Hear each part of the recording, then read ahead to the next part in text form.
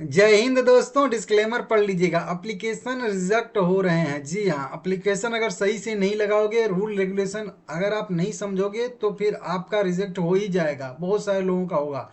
बाकी आप लोगों का बहुत सारा उटपटांग वाला क्वेश्चन भी आया है। जो एक का क्वेश्चन है तो कई सारे लोगों का वही क्वेश्चन होगा। सबको यहाँ पे थोड़ा सा हम लोग देखने वाले हैं, समझने वाले हैं।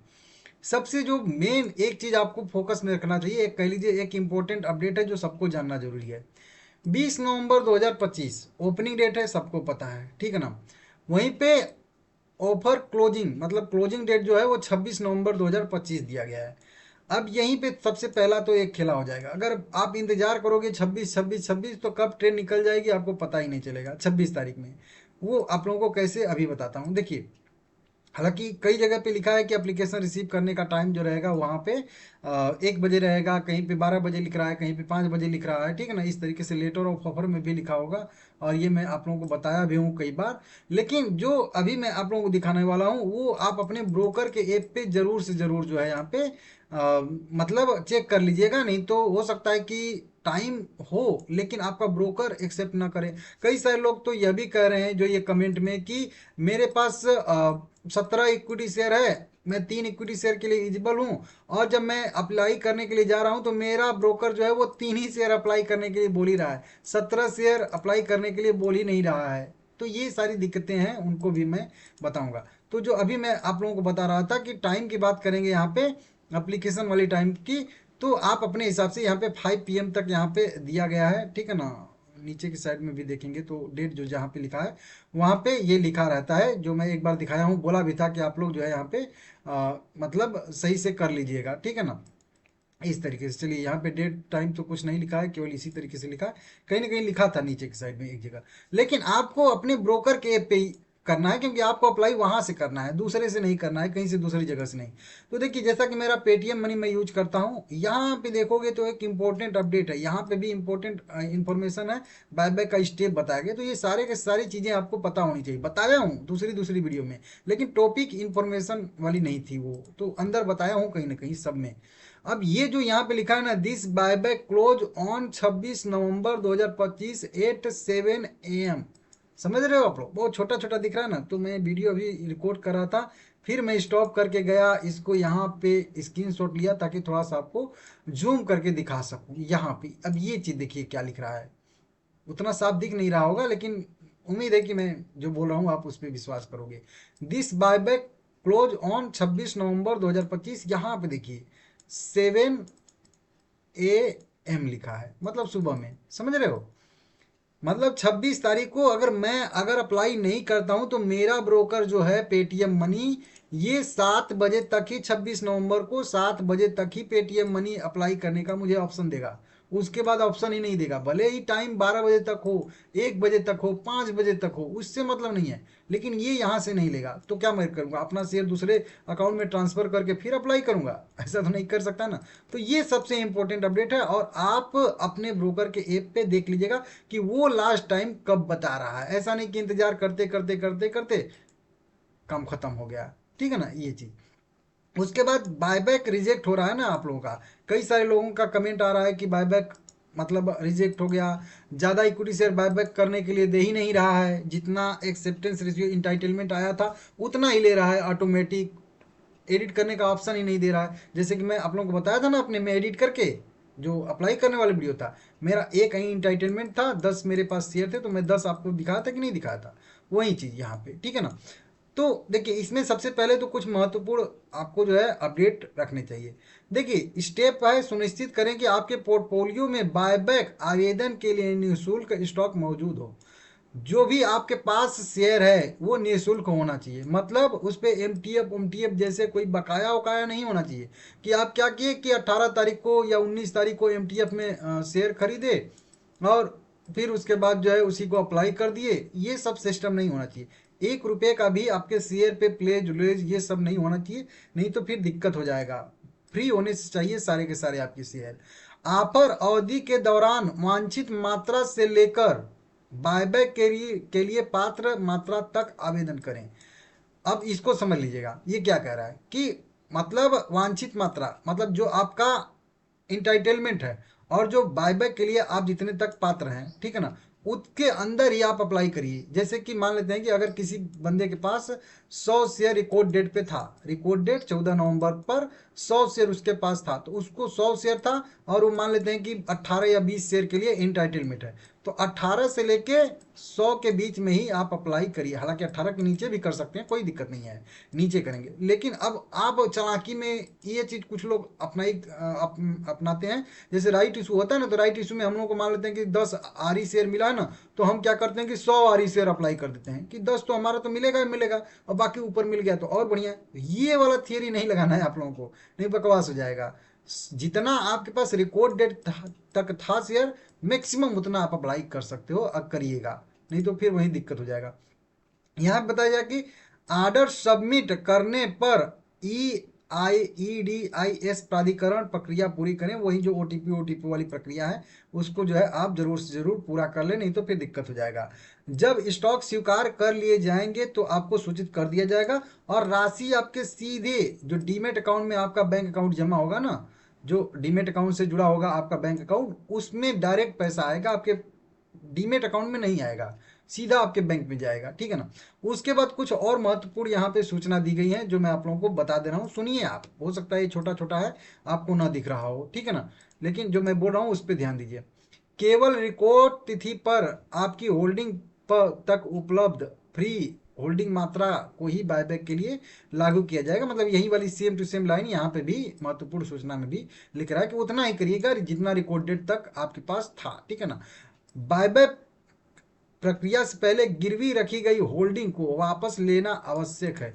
अगर आपके पास 100 इक्विटी शेयर थे और उसमें से आपने 50 शेयर गिरवी रख दिया है, तो आपके पास फ्री 50 शेयर ही हैं, तो या तो 85 शेयर अप्लाई करिए, या अगर 100 शेयर अप्लाई करते हो तो जितने शेयर आप बायबैक में वो दे रहे हो एक्स्ट्रा, जो फ्री नहीं है प्लेज हैं, उनको प्लेज से बाहर कर लीजिए, छुड़ा लीजिए, ठीक है ना। नहीं तो फिर वहीं पे रिजेक्ट होगा तो कहोगे कि रिजेक्ट हो गया, ठीक है ना।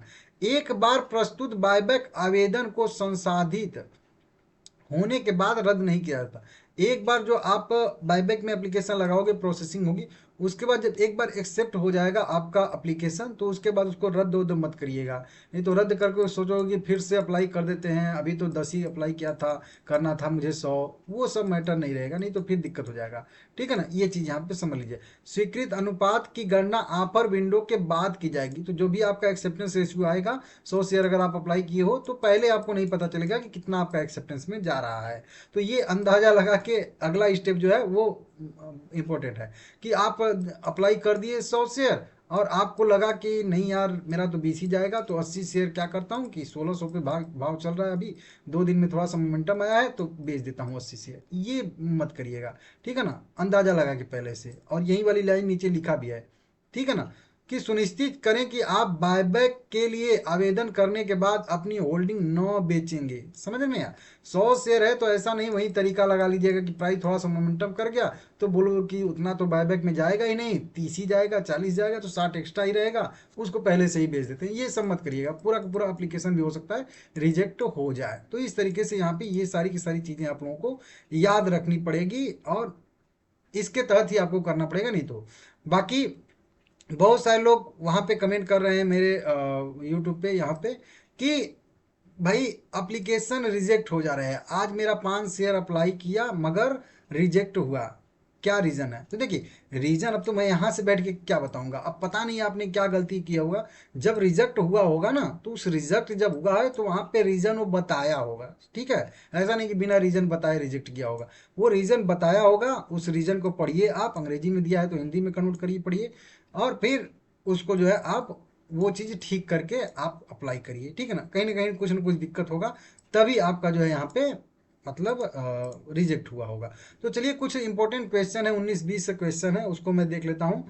यहाँ पे मेरा एवरेज 1610 है, फिर प्रॉफिट काउंट कैसे होगा, 1610 से होगा या फिर करेंट प्राइस। तो आपका 1800 से जितना बायबैक में आपका जाएगा ना, वो सीधा सीधा आपका 1800 से ही काउंट होगा, ठीक है ना। अगर आप टैक्स वाला गणना करने के लिए ये प्रश्न पूछ रहे हैं तो, ठीक है ना। बाकी आप बायबैक में जो अप्लाई किए हैं और उसमें बायबैक में जो आपको बेनिफिट होगा, तो जो आपका करेंट प्राइस है और 1800 का जो डिफरेंस रहेगा, जितने शेयर आपके बायबैक में जाएंगे उतने शेयर पे उतना का ही आपका डिफरेंस रहेगा। जैसे कि आप 1600 खरीदारी किए हैं तो 1800, तो मान लीजिए 190 रुपया का डिफरेंस है, तो 190 रुपया आपको हर एक शेयर पे बेनिफिट होगा। जितना आपका बायबैक में जाएगा उससे गुणा कर लीजिएगा। आपका 5 गया तो 5 से गुणा कर लीजिए, 8 गया तो 8 से कर लीजिए, 10 गया तो 10 से गुणा कर लीजिए, ठीक है ना। ये चीज़ यहाँ पे आएगा।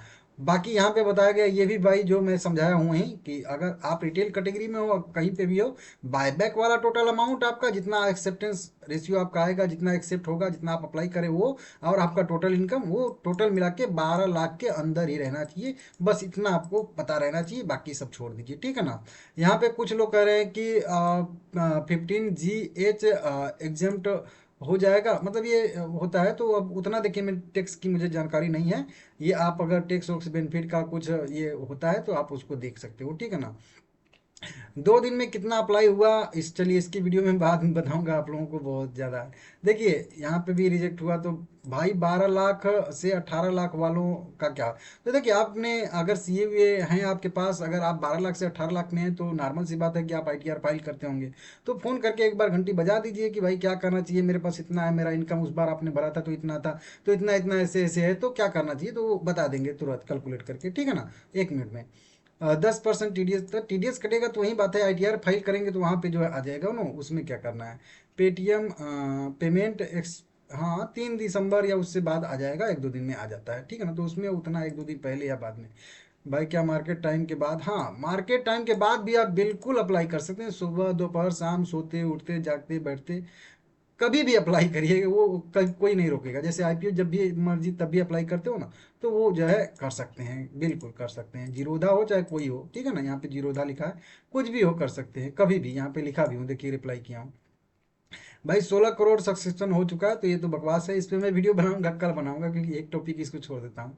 ये कैसे चेक करते हैं, ये भाई पूछ रहा है, ठीक है ना। अलाइस ब्रू बस इतना इंटाइटलमेंट रेशियो है उतना ही, मतलब अप्लाई कर रहा है, ठीक है ना, और उसके ज़्यादा अप्लाई करने के लिए नहीं बोल रहा है। मतलब जो अभी समझा रहा था कि अगर मेरे पास 100 शेयर है तो अगर मेरा 18 इंटाइटलमेंट रेशियो है तो 18 ही ले रहा है। उसके बाद अगर सोच रहे हैं कि नहीं 50 कर दें या 100 के 100 कर दें, तो वो नहीं कर रहा। तो देखिए एक भाई अभी मुझे भी सुबह में एक कमेंट किया था कि कोई अच्छा ब्रोकर बताइए जो चार्ज कम लेता हो। मैं बोला कि कोई अच्छा ब्रोकर होगा तो वो जीरो चार्ज क्यों लेगा, पहले तो यही बताइए।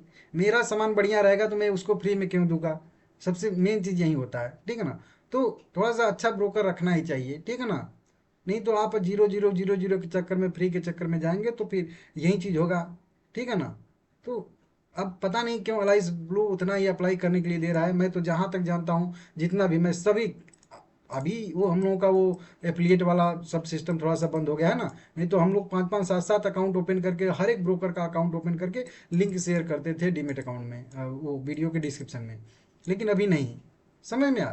तो सबको मैं देखा हूँ, सबको समझाऊँ, सब सब मैं ब्रोकर यूज किया हूँ। बस अभी ये हाल फिलहाल वाला ये ग्रो रो ये जब आए हैं धन उन, इनको मैं नहीं देखा हूँ, नहीं तो पुराने वाले सबको देखा हूँ, ठीक है ना। तो आप जाके उनसे कस्टमर से पूछिए, कस्टमर केयर में, कि भाई क्यों नहीं ऐसा क्यों कर रहे हो, कि हमारा पूरा नहीं अप्लाई हो रहा है, ठीक है ना। तो इस तरह से आप लोग देख सकते हो, ठीक है ना।